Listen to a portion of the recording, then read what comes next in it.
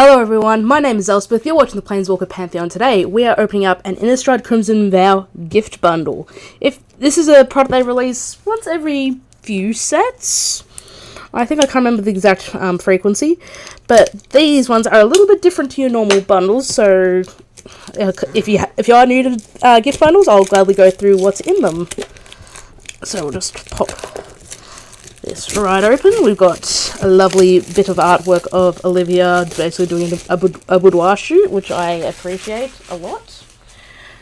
Alright, so we got our lovely box with that same artwork. It's actually even in foil if the light catches it nice enough.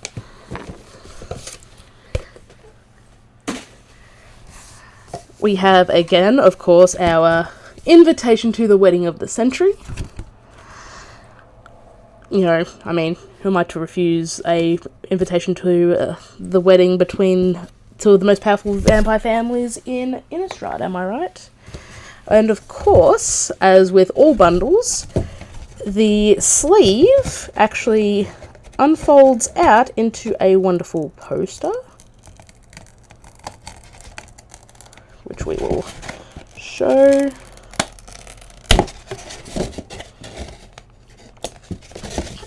It's the normal artwork for Olivia Crimson Bride, which I do like to collect. But besides from the stuff that, you know, is on the outside of the box, what's more important is, with most things, what's on the inside. So, for gift bundles, we get, it's the same promo as the normal bundle, so it would be an alternate artwork Sagada's Summons. And there's also foil basics in here too. We have just normal basics, so it's actually kind of nice to see what some of the Innistrad lands look like, you know, without the midnight look. There are some how to play cards right here. We've got our die, which is actually a clear blood red, which looks very pretty. Again, I wish these were just normal D20s, because this would look really cool just being rolled about, but alas, they're normal D20s. We get 1, 2, 3, 4, 5, 6, 7, 8 set boosters, but because it's a gift bundle, we also get 1 collector's booster, which will save opening it till the very end. But we'll put all that aside for now, as we open up the wonderful, wonderful packs of Innistrad Crimson Vow. First pack up.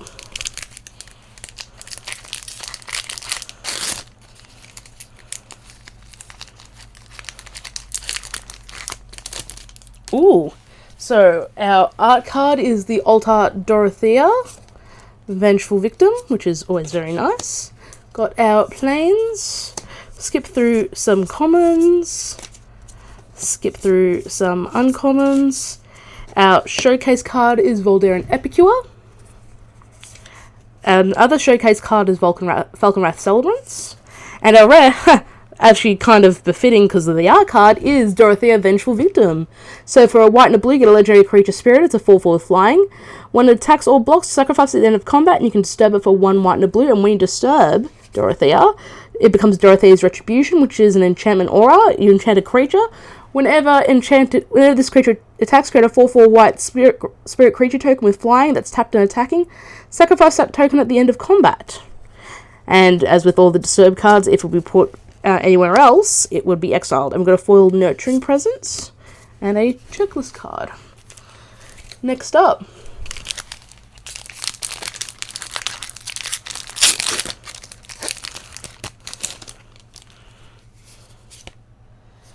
our art card is Dream Shacklegeist.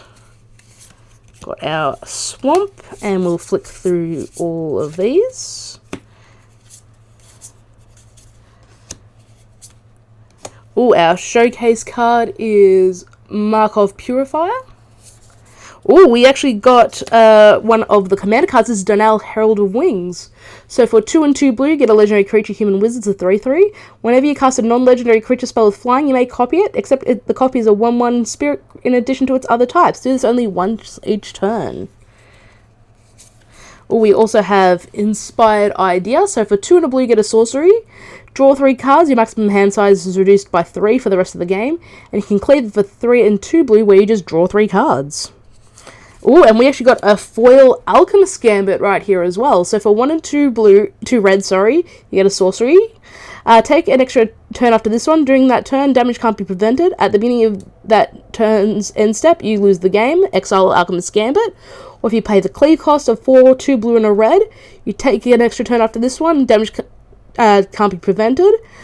And you exile the Gambit, so you don't get that lose clause, which is quite nice. We got a blood token right there as well. Next up,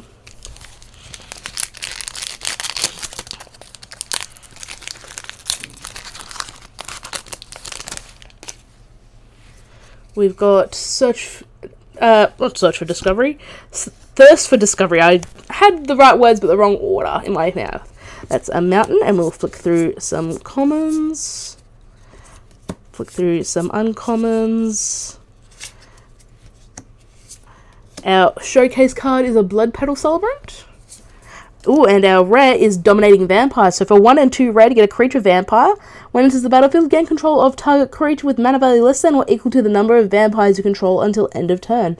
Untap that creature, it gains haste until end of turn. We have a foil Desperate Farmer, and a foil Depraved Harvester right there, and a wolf token. Next up,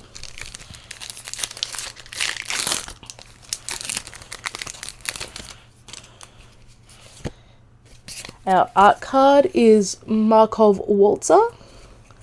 Got our planes, and we'll flick through these as well. Some commons, some uncommons. Ooh, our showcase card is a Blood Crazed Socialite. Ooh, we've actually got a black and white frame of Catilda Dawnheart Martyr. So for 1 and 2 white, you get a legendary creature, Spirit Warlock. It's a Starcer with flying, lifelink, and protection from vampires. Catilda Dawnheart Martyr's power and toughness are each equal to the number of permanents you control that are spirits and or enchantments, and you can disturb it for 3 and 2 white. When you disturb it, it becomes Catilda's Rising Dawn. So it's a legendary enchantment aura. You enchant a creature. Enchanted creature has flying, lifelink, and protection from vampires, and gets +X/+X, where X is the number of permanents you control that are spirits and or enchantments. I've actually never seen this artwork for the Catilda, so that's actually pretty cool. I've actually honestly never seen this one. Ooh, and we got a Manifold Kite. It's a really sweet mythic, actually. So for 2 and 2 red, you get a creature dragon to 4/4 with flying. Whenever you cast a non-creature spell, create an XX red dragon illusion creature token with flying and haste, where X is the amount of mana spent to cast that spell. Exile that token at the beginning of the next end step. We've got a foil Digraph Scavenger, and we've got a day-night checklist card. Next up,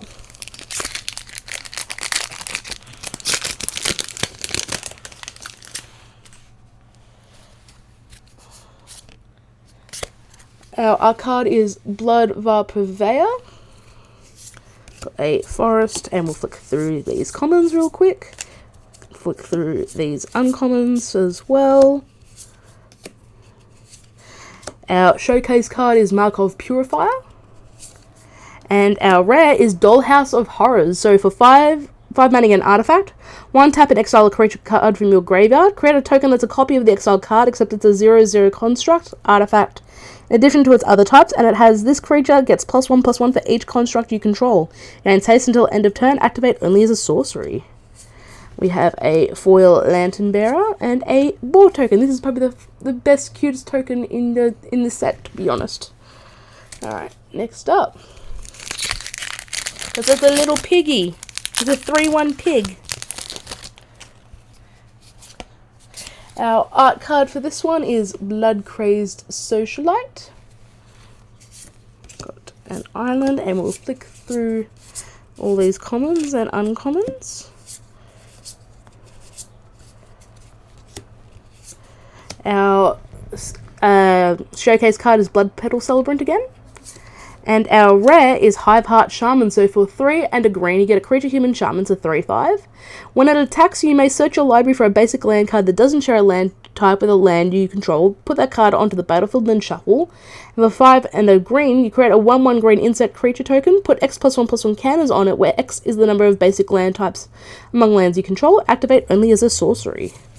We have a foil Nebelgast with Guyla. Oh, and we got a card from the list. It's an expedition map. Oh, who doesn't love a good expedition map? Honestly, you know, who doesn't love to go on a little adventure? That's a nice little get right there. Alright, next up.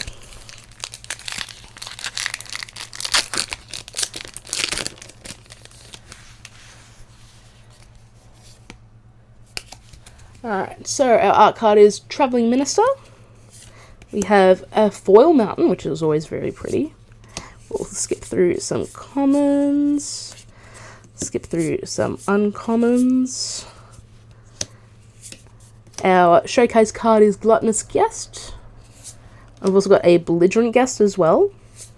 And our rare is Creepy Puppeteer. So for 3 and a red, you get a creature, human rogue, it's a 4/3 with haste. When it attacks, if you attack with exactly one other creature in this combat, you may have that creature's base power and toughness become 4/3 until end of turn. Oh, and we have a foil Cradle of Safety. Oh, and we've got a little game of Monster of the Week. Right there, which we'll put there. Alright, so this is our last set booster before we get to our wonderful collector's booster.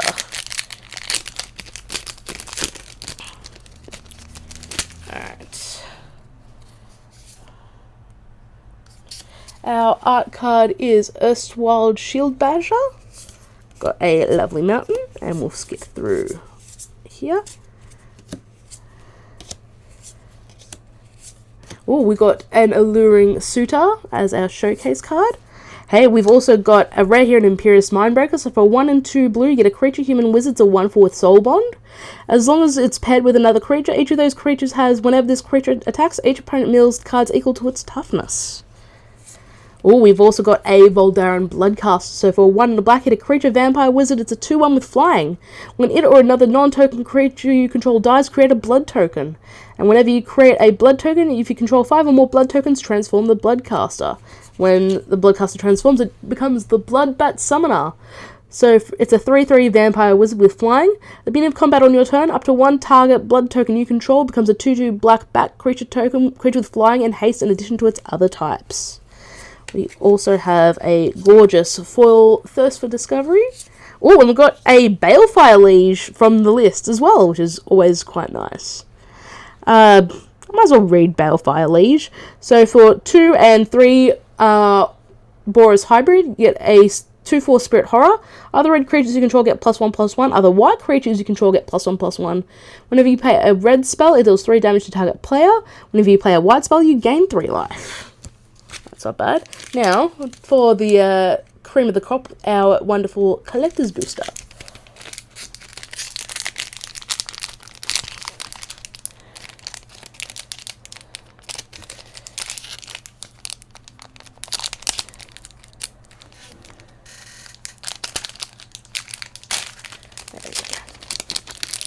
So they use a different packaging process for the collector's boosters this time around. These ones are a lot tougher to open.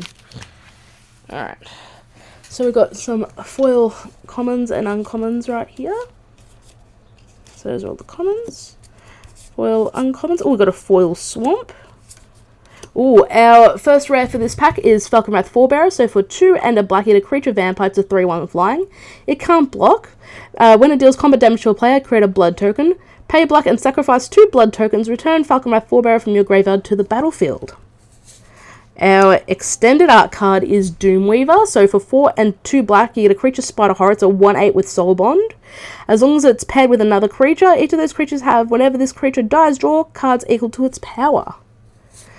Ooh, we've got a real nice one here.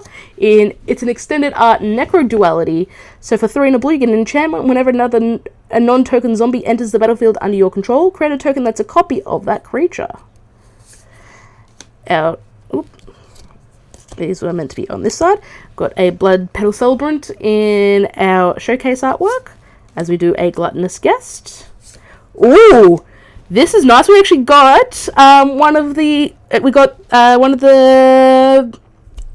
Dracula cards. This is Renfield Illusional Minion, or it's Aerith Tormented Prophet. So for 1 blue and red, you get a legendary creature, human wizard, it's a 2/4. If you would draw a card, exile the top 2 cards of your library instead, you may play those cards this turn. We've also got a foil Markov Purifier. We've got the Castlevania Soren the Mirthless in foil. I've actually kind of been chasing this a little bit because I just love Castlevania artwork. I was kind of bummed when I didn't get the Soren from War of the Spark, but this is much, much better. So Soren the Mirthless, 2 and 2 black, yet a legendary Planeswalker Soren. He starts with foil loyalty. +1, look at the top card of your library. You may reveal that card and put it in your hand. If you do, you lose life equal to its mana value. -2 to create a 2/3 black vampire creature token with flying and lifelink. And if you -7, it deals 13 damage to any target and you gain 13 life. I mean, what a way to end this. I mean, and there's a foil zombie token and blood token, but let's not talk about that. Yeah, so what a way to end that. Honestly, I don't think I could have asked for much better, I don't think. Actually, you know what, while I'm still here, I've got a little gift for you guys, seeing as you decide to watch this video. I have with me one last pre-release code. I already redeemed my 1 copy, so if you didn't get a chance to get a pre-release for this set, or if you know somebody who would have loved to have gone but didn't for whatever reason, give them this little code.